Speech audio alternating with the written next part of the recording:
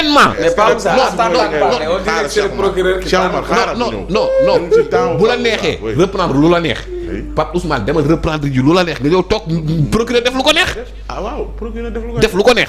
parce que maanaam bu doon yow da ngay reprendre ñu bari chaque jour nga dugg ci àdduna bi yëpp reprendre Jeune Afrique reprendre Figaro reprendre Le Monde reprendre lépp ok je pourrais comprendre mais pourquoi chaque jour boobu lay choisir di ko reprendre. yow boobu pourquoi moom rek moom moo koy wuti. est-ce que wóor na leen boobu rek lay reprendre. ba ak banat. non dama la laaj. ak banat wóor na la. ak banat. ah yow bu la wóoree nga wax ma. déet gëstu ko. looloo tax ma ne la. enquêteurs yi. nañ ma jéem a lijjantil le link entre des médias et ce truc là. léegi fi boobu ñu bàyyi ko en garde à vue. qu'est-ce que vous mais voulez pour si y a des dossiers loolu ki nga xamante ne moom moo jiite les OPJ. c'est lui qui en décide. c'est le procureur. Aliou maa ngi lay nuyu di la ziar ndax bu doon yow la parce que xam naa ni yaa ngi ak. est-ce que le mandat dina ko def. loolu nga koy laaj justement mooy laaj ndax bu doon le mandat yi maa ngi lay saay saay rek la yor. di la ziar man moom loolu le mandat moom loolu ma ko ci laaj. ah déedéet non c'est non. ah man moom j'adore le mandat. non j'adore le mandat. tontu naa la une fois. j'adore le mandat laajoon nga ma ah. man j'adore le mandat. non je me bats quoi.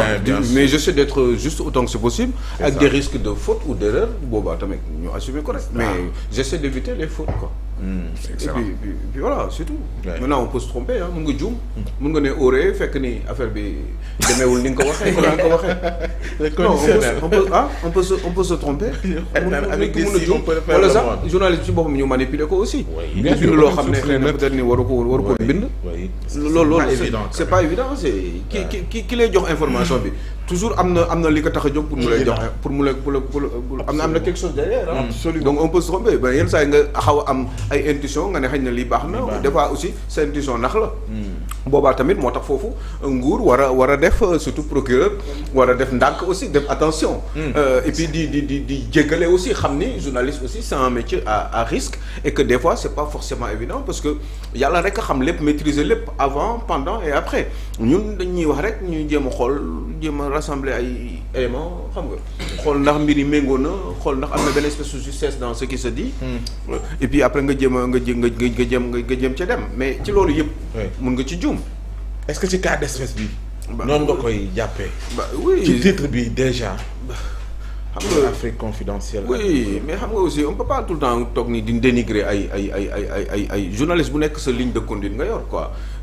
maintenant après am na journalistes yoo xam ne sax dañuy contre nguur carrément bon je sais pas je c'est très compliqué xam nga yii nii mënuñu lu dul di ci def ay commentaires di à peu près joxe suñu xalaat ñun mënuñu leneen tout ce qu'on peut c'est essayer de donner notre avis peut-être que ñi lay aussi dañuy joxe seen xalaat man kay li may bañ mooy ku leen di discréditer je n'aime pas qu'on discrédite les journaux parce que tout simplement dañuy wax loo xam ne xëy na peut-être neexul un tel wala neex na un tel non ce n'est pas bien on essaie d'analyser dans le fond si c'est le cas de Simon Simon bon je crois que kii jot naa dégg Cheikh Omar wax ko aussi c'est un garçon extrêmement intègre bon maintenant après tey ko parce que dafa répéter li Afrique confidentielle wax moi je pense que c'est pas juste xam mun nañ ko wax sax de poser ko ay questions mais bu jaree ba ñu koy yóbbu naan dañ koy yóbbu en garde à vue non yow da nga ñëw enquête ko poser ko ay questions et puis mu dem yoonam ana lu tax lu graaw ba tax ñu war ko mën a téye encore pour Pape Moussa naan li mu wax noonu mën na jeter discrédit ci suñu on parle de stabilité. oui mais je ne pense mu écorner image ñaari réew ci ni ñu ko waxee. mais mais dans ce cas là ñu def un communiqué rek wax ni du dëgg par exemple si Ouattara aurait convoqué en plus ils l'ont dit au conditionnel. aurait convoqué le premier ministre du Sénégal mais c'est totalement faux. doo leen bind rek ngeen tontu bu dee du dëgg.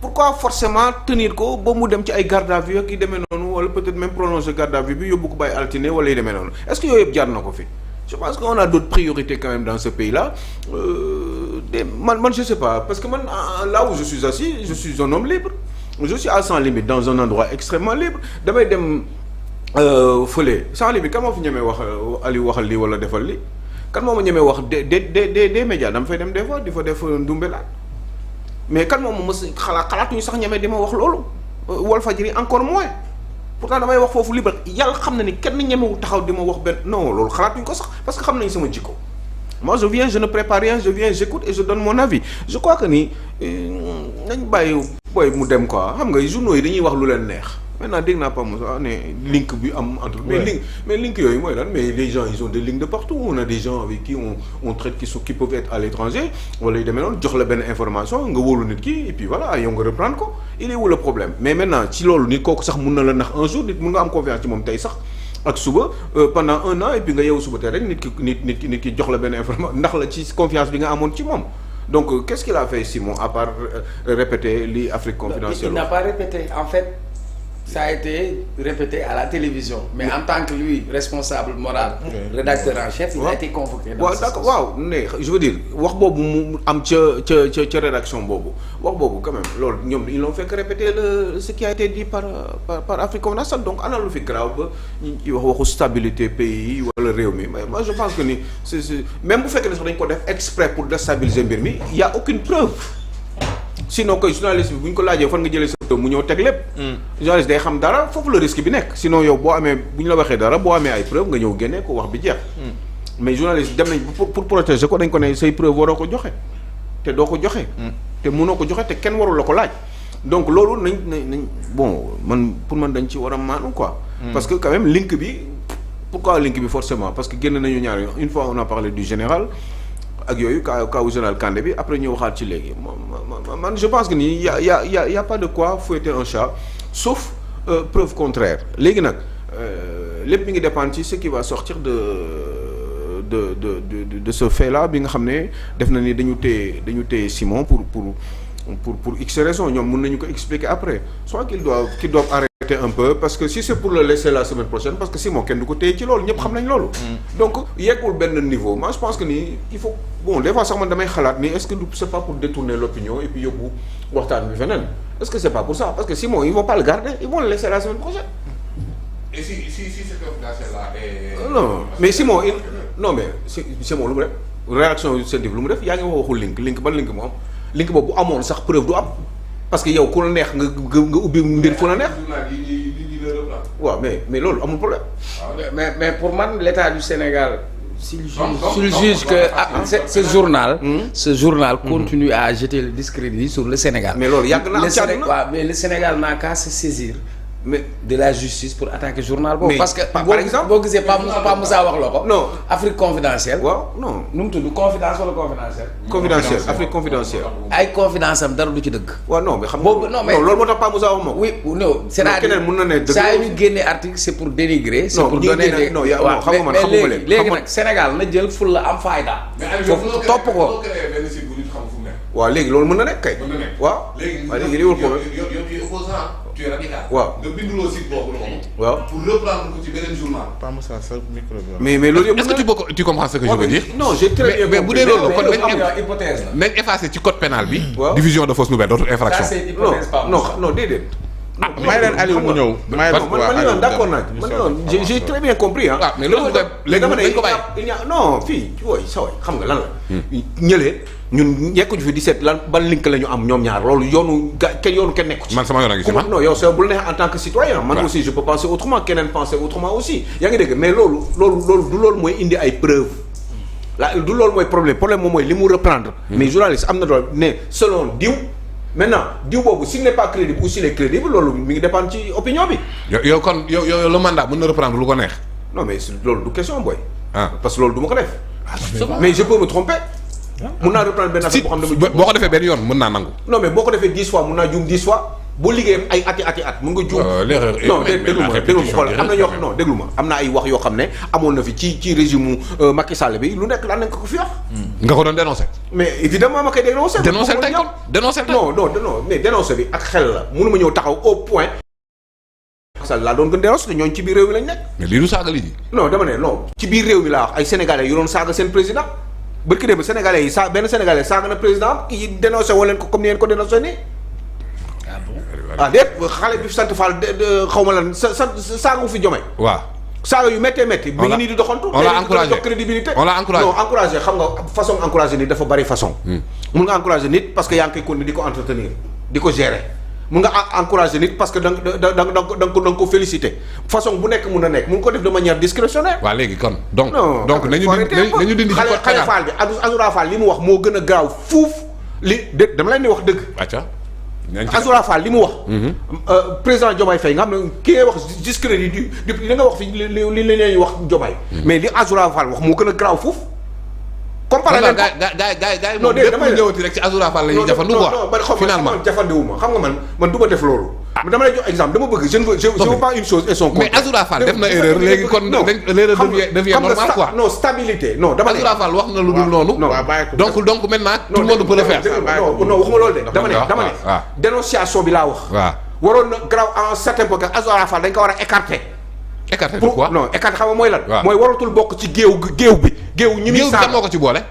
xam nga su boole mooy lan. non je pense que non justement bàyyi leen bu leen joxe seen xalaat posé leen ma question bu ma après ngeen wax Aliou nañ man tax naa ko copie ma pour joxam pour poser ma question mais léegi Azoura def na lu ñu ñëpp dénoncé. dama def comparaison parce que Sénégal yi ñuy xalaat man dama def comparaison rek parce que Sénégal yi ñuy xalaat non man Sénégal yi ñuy xalaat man dama def comparaison bi rek parce que quand même man li nga wax nii fi ngeen ko yóbbu ba ngeen ne affaire day déstabiliser day jouer sur la stabilité du pays loolu quand même man je trouve que vous exagérez parce que nee naa leen la semaine prochaine le gars là Simon Faye il va être libéré bu ko libéré après vous passez encore à autre chose di xaaraat beneen histoire ñëwaat yaa ngi dégg stabilité du pays machin et cetera. ah loolu c'était du cadre général. non dégg nga non c'est que fi nga ko bëgg a yóbbu non pas Moussa non pas Moussa Aliou lañ déglul waaye non fi nga ko yóbbu fi nga ko bëgg a yóbbu moom laa mënul nangu yaa ngi dégg parce que y a eu pire kii wax loolu saagawul Macky Sall saagawul Bassirou Diomaye Faye te kii dafa saaga sa président de la République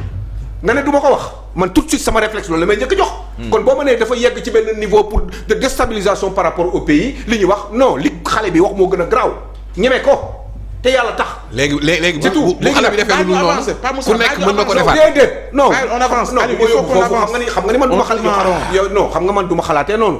je ne pense pas comme ça je dis juste que ni fi ngeen bëgg a yóbbu mbir mi parce que semaine prochaine nee naa la dañuy bàyyi waa ji bu ñu ko bàyyi après on va passer à autre chose. d'accord mais ça veut pas dire que ni. il y a pas infraction. mais infraction bi loolu yow yaa koy wax du maa koy il faut wax. qu'on avance. ah bon infraction non ki nga war a wax mooy yoon. bàyyi ko mu wax li muy xalaat ñu dem. non yoon ma taala.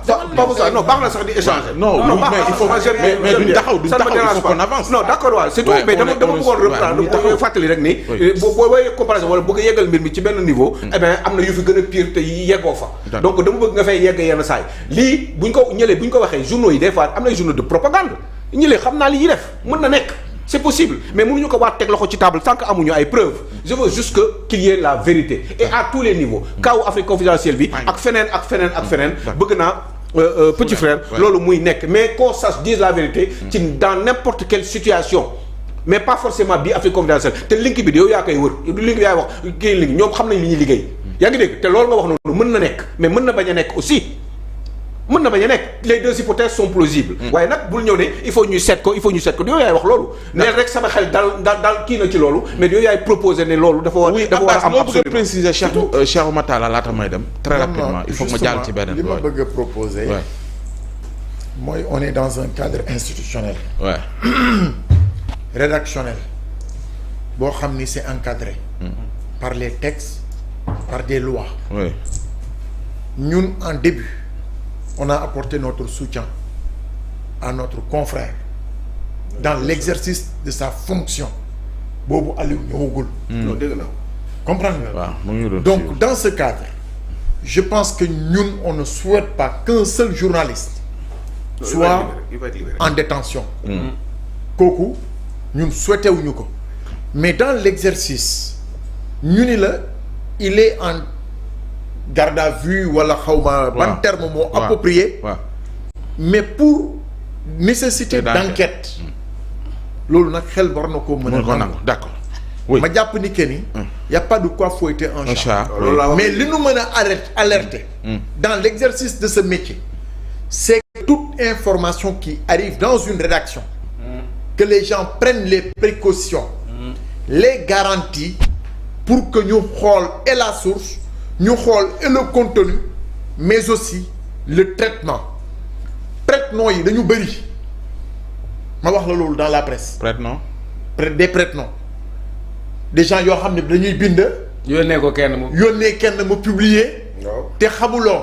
y en a en pagaille que ça soit dans la presse écrite que ça soit dans. mais d'ailleurs jiiñoon nañu en ligne et cetera et cetera. c'est à l'intelligence. du waaw comme que yooyu tamit da nga ne sànq buñ la. non may ma daaneel rek. sama wax bi moo indi wax. très rapidement Abbas foog ma dem. man li ma doon préciser foog ma dem waaw foog ma dem. waaw kon demal.